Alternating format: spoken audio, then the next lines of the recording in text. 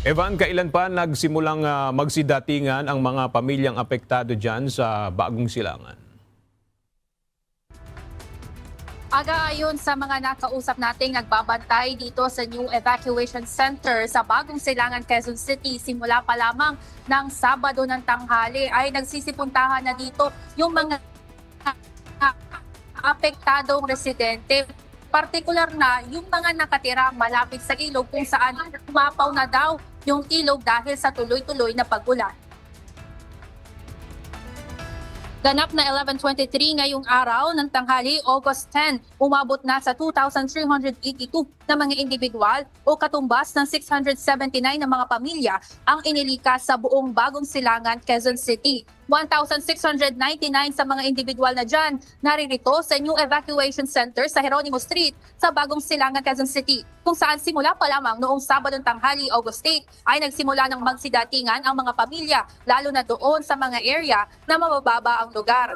Gaya ni Nanay Elena na taon-taon ang laman ng evacuation center dahil nakatira ang kanilang pamilya sa Tagupay Extension sa Bagong Silangan na madalas nalulubog sa baha dahil sa mababa nitong lokasyon, kasabay pa nakatabi ito ng ilog. Mahirap kasi biglaan ng tubig doon. Kailan pa po kayo lumigas dito? 3 araw na. 3 araw, so nung Sabado pa ba? Oo. Nung Sabado po, ano pong sitwasyon? Ba't po kayo napalikas bigla? Kasi malakas ang pagdating ng tubig eh. Malalim na ilog. Gano'n po kalalim? Yung pinaka-pader, puno na siya. Kung sa tangkad po ng tao, nasaan na? Sa tingin mo? Hanggang leeg.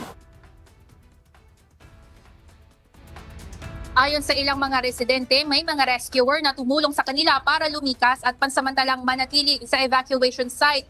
Sa tala ng Quezon City Disaster Risk Reduction and Management Council, nangunguna ang Barangay Bagong Silangan Evacuation Center sa may pinakamaraming evacuees. Pumapangalawa naman ang Barangay Gulod at pangatlo ang Barangay Rojas dito sa Quezon City.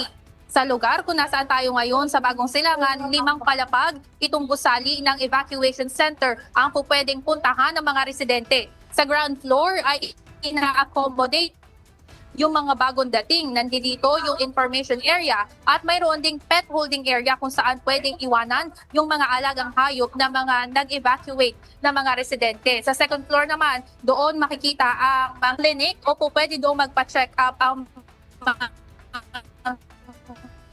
community doctors, lalo na doon sa mga umiinda ng ubo, sipon, leptospirosis at iba pang sakit.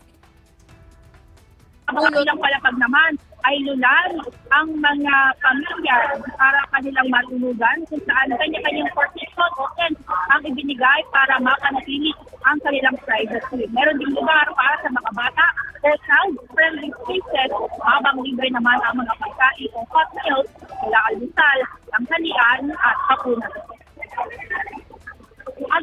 Ayon sa ilang mga residenteng ating nakausap, sanay na sila sa ganitong sistema dito sa Barangay Bagong Silangan, Quezon City dahil taon-taon naman na nila ay ganito ang sitwasyon na tumataas ang tubig lalo na doon sa mga nakatira sa malapit sa ilog o creek. Kaya ang isa sa mga Government unit ay magtayo na ng permanent evacuation center dito sa kanilang lugar tulad na nitong evacuation center sa Jeronimo Street upang pag dumadating yung mga ganitong panahon na tuloy-tuloy ang pagulan, may mga bagyo ay may agad na mapupuntahan yung mga residente. Yan muna ang update. Balik kayo dyan.